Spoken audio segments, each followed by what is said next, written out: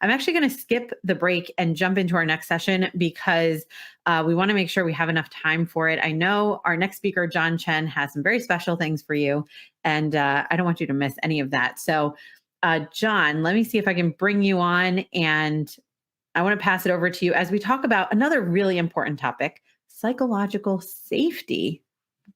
Very interesting. I'm excited to learn more. Let's see here. Yeah. Hey, Liz, how are you? I am doing well. How are you? Thank you so much. Tuning in from Seattle, Washington. Thank you, Liz. Having techsytalk here. So today, thank you, Dia. JohnIsTheBomb.com. Thank you so much.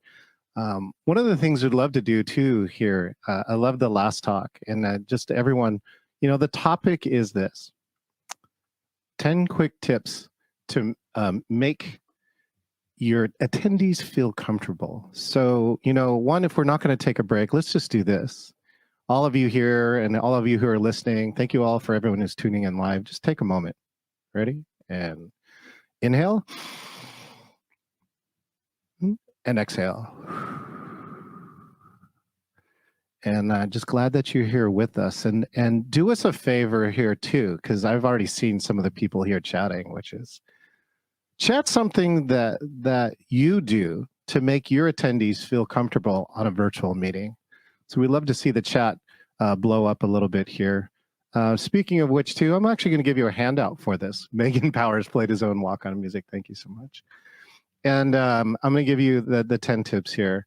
And 10 quick tips, again, to make your attendees feel comfortable. There's a link there, so you can download that and follow along with me. And so with that, one of the top things is, I don't know if you've ever heard of Google. Thank you, Google, for being here just a second ago, too. And I didn't know about that project.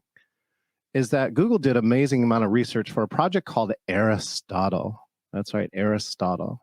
And it was around team building, which is why I'm interested. That's what I do, is that I spend most of my time doing team building. And they looked for the top factors for teams that were the highest performing teams. And they're radically different teams. Sometimes those teams are like to the schedule, they make all their milestones, and they ship on time. And then there's the other teams, which are a little bit crazy, the little wild, look like they're going to crash into a wall, and at the end they produce a miracle at the end.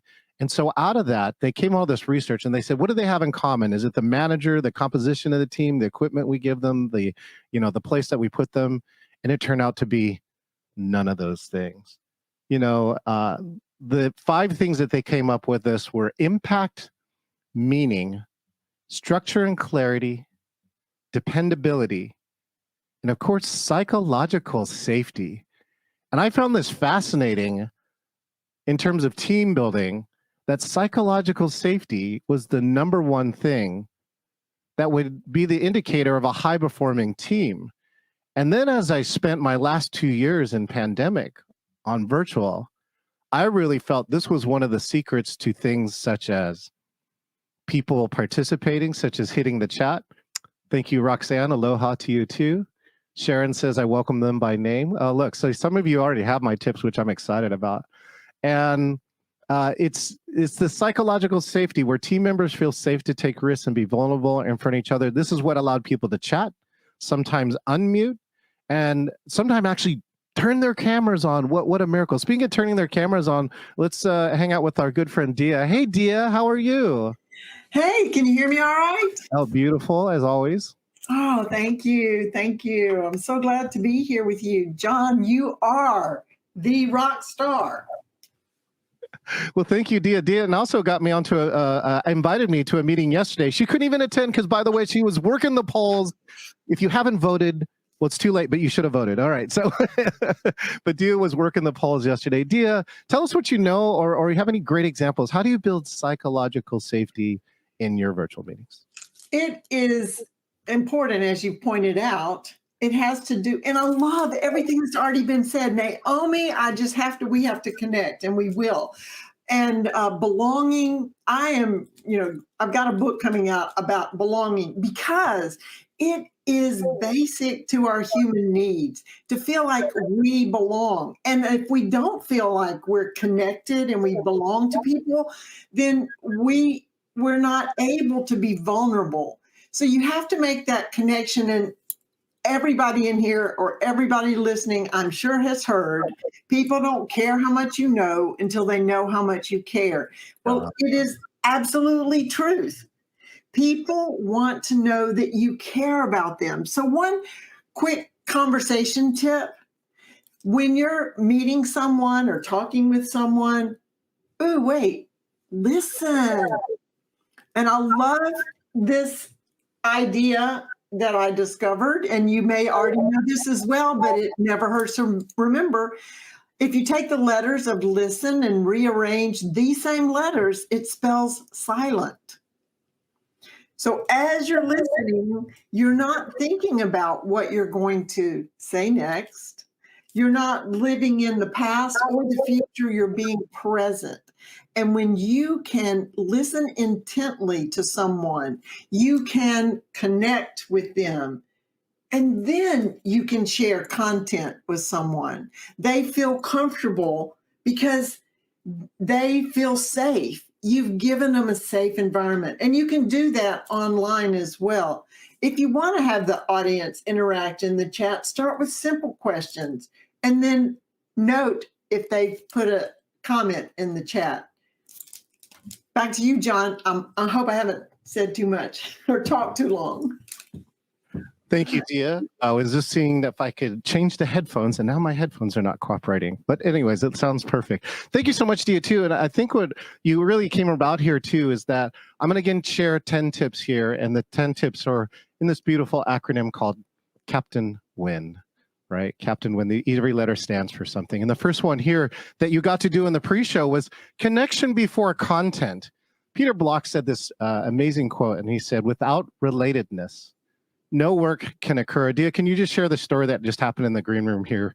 I made a comment in the green room in the chat, and Naomi said, oh, wait, let's connect. And because I made a comment about her content and I related to it. So now we're going to connect because we found a common ground. And speaking of connect, by the way, Phil Marison said, good to see you, Dia. Hey, Phil. Excellent. Thank you, Dia.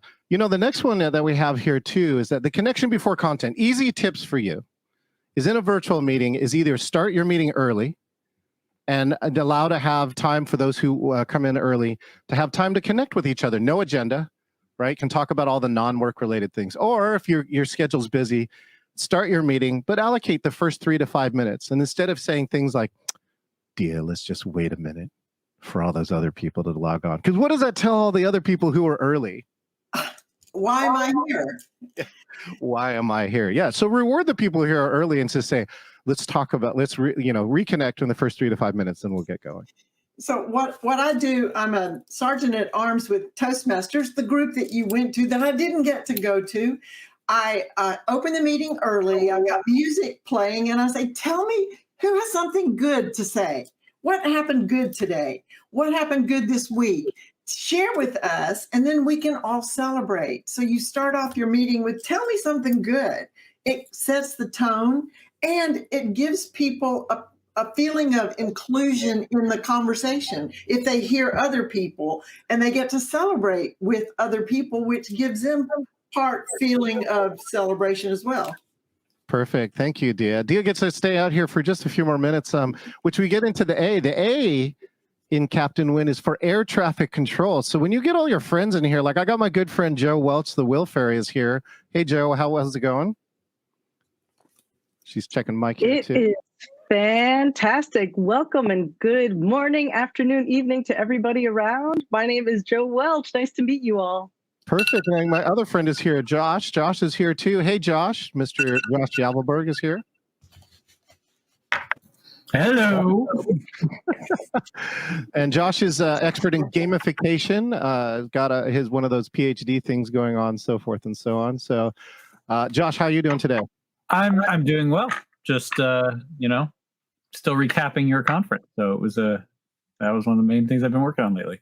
We are crushing some analytics on my conference, the Engaging Virtual Meetings Conference 3.0. Good stats. Good stats. So yeah, so what I'm showing here is an example of air traffic control. You can have multiple people on instead of all of us talking at the same time. As the host of the meeting, one of the goals is that you'll find that your meeting will go better, faster, probably do more things if you just have somebody here help with air traffic control, which is who's going to go next. So by the host of the meeting is to really help and direct that. Although I gave this great example yesterday, you know, like if I'm the host and I just stop talking and I give no direction, then someone else might chime in. only if you have great hosts like that. But otherwise, the meeting is really awkward when you really don't know where to go next. And so simple things too that help on virtual is also when you're done is to, you know, give a cue back to the host to let you know when you're done, because not everybody is clear about it. So things like, okay, and back to you, John. So small things like that are air traffic control. Although I do have to admit, I have a new goal. And a new goal is to actually lose control of the meeting and have everyone talk at the same time. Like right now on top of you as you're trying to talk. You mean just like start talking because I have something important to It's say? really not And that so, direct at all. I mean, you know, to really No, you know, identify we that have to thought keep going like this. It's really okay. And so the reason why I want that is because then I actually know the psychological safety of the meeting is so safe. Everybody feels like they feel okay to talk at the same time. And it also means that I have a topic that has a lot of energy around it. So it is a goal. And sometimes I'll let it go on and most people will resolve it themselves. But that is one of my other side goals.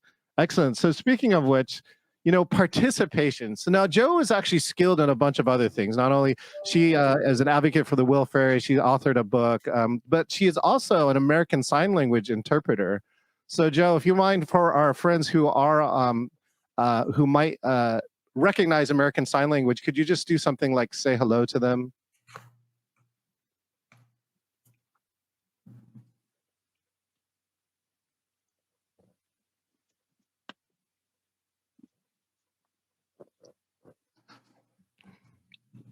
Excellent. Thank you so much, Jo.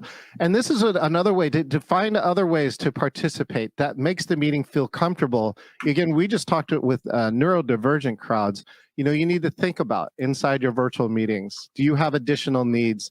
And is there a way you can feel those people feel comfortable so they're not struggling to participate? You know, how can they participate with that? Thank you so much, Jo, with that.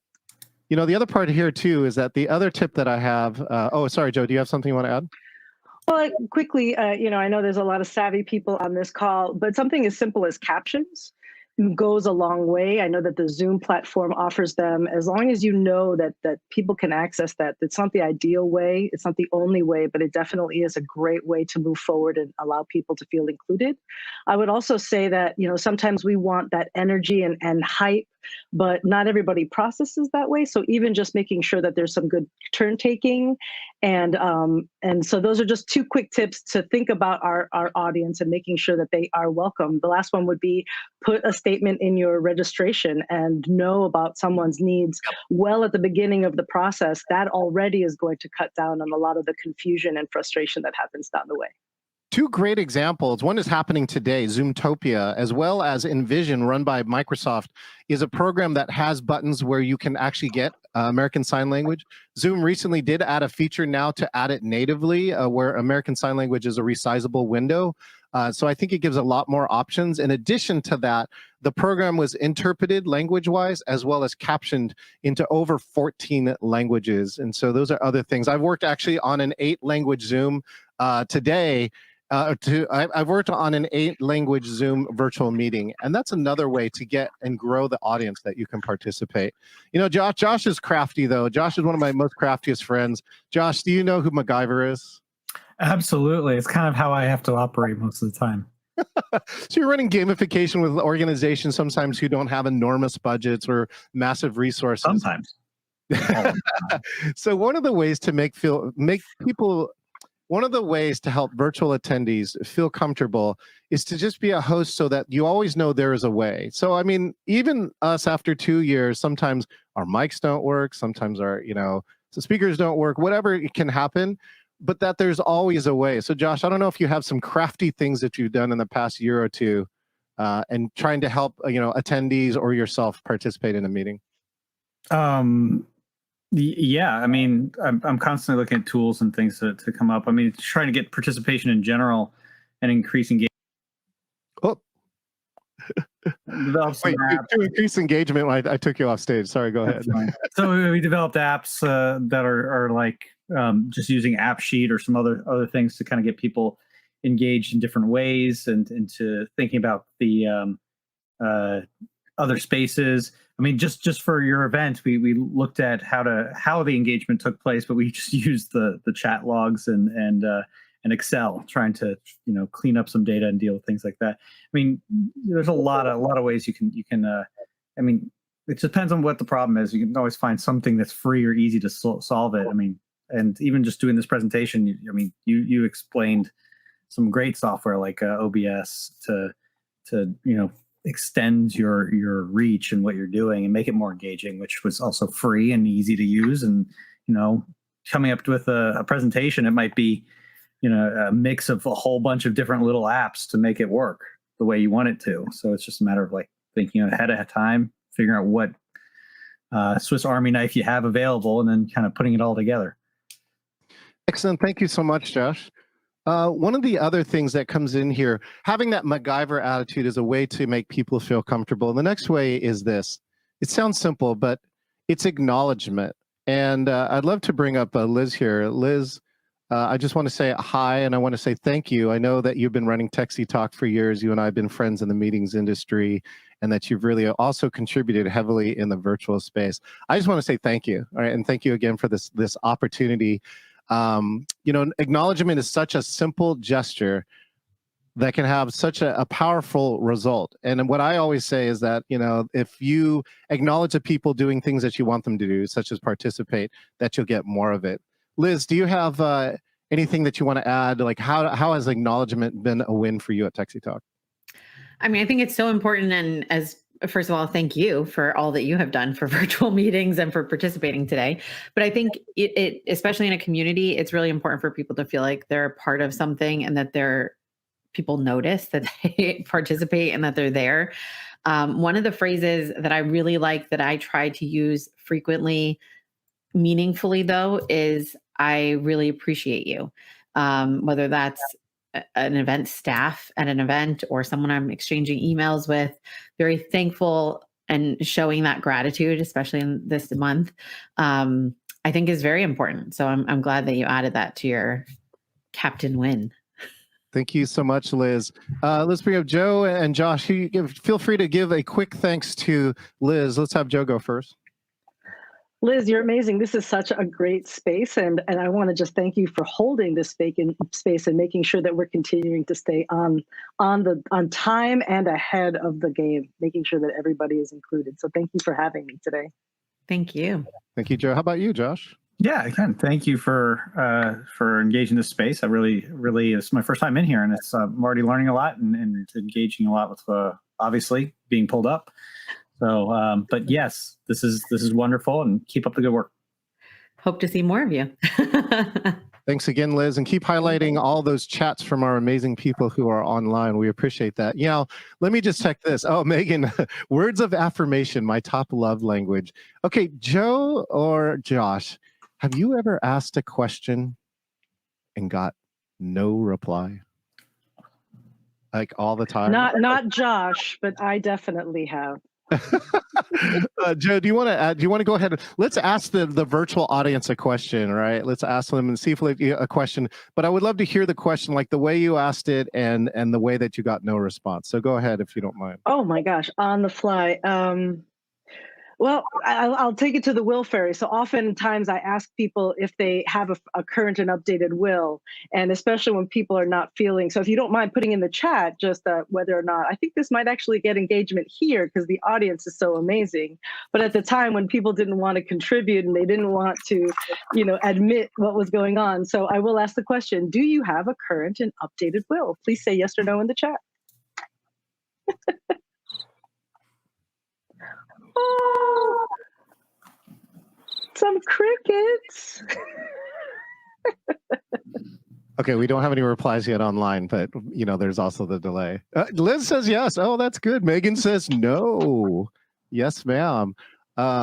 Yes. Side note is that one of my my mom, who passed away a few years ago, the at her memorial, one of the leaders said, "Oh, your mom was a leader." And I'm like, "What? What is he talking about?" And he goes, "Because she actually had all her affairs taken care of." And it turns out that it's only 1 in 4, less than 25%. Need to update. That's 1 in 4 in majority culture. When you look at the disability community, people of color, marginalized communities, it goes down to 1 in 9, 1 in 10.